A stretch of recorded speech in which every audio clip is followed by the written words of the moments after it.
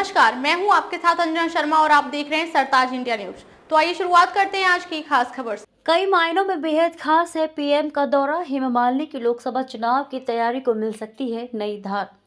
प्रधानमंत्री नरेंद्र मोदी का 23 नवंबर को कान्हा की नगरी का दौरा कई मायनों में बेहद खास है। पीएम फिल्म अभिनेत्री हेमा मालिनी के भक्त मीराबाई पर आधारित नृत्य नाटिका देखने आ रही है, लेकिन लोकसभा चुनाव से पहले राजनीतिक रूप से भी उनका ये दौरा काफी महत्वपूर्ण है। तीसरी बार सांसद बनने को तैयार हेमा मालिनी की चुनावी तैयारियों को ये दौरा नई धार देगा। मथुरा में 14 नवंबर से 27 नवंबर तक चलने वाले ब्रजरज उत्सव में कृष्ण भक्त मीराबाई पर आधारित नृत्य नाटिका फिल्म अभिनेत्री हेमा मालिनी प्रस्तुत करेंगी। लोकसभा चुनाव से ठीक पहले प्रधानमंत्री के इस दौरे के अपने राजनीतिक निहितार्थ हैं। दरअसल वर्ष 2014 और 2019 में मथुरा से सांसद चुनी गई हेमा मालिनी तीसरी बार भी चुनाव मैदान में उतरना चाहती हैं। वे कई बार कह चुकी हैं कि वे पूरी तरह फिट हैं, नेतृत्व कहेगा तो जरूर चुनाव लड़ूंगी। इसी वर्ष अपने जीवन के 75वें वर्ष में प्रवेश करने वाली हेमा मालिनी के सामने भाजपा के चुनाव में बनाए गए उम्र के नियम भी आड़े आ रहे हैं।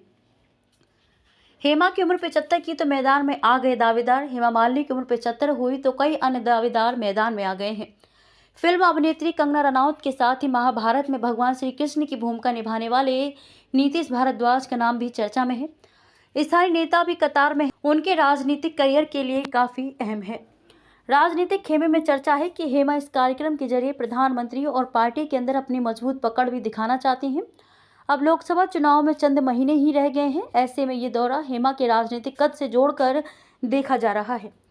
जाहिर है कि प्रधानमंत्री का संबोधन भी इस पूरे दौर में काफी अहम होगा।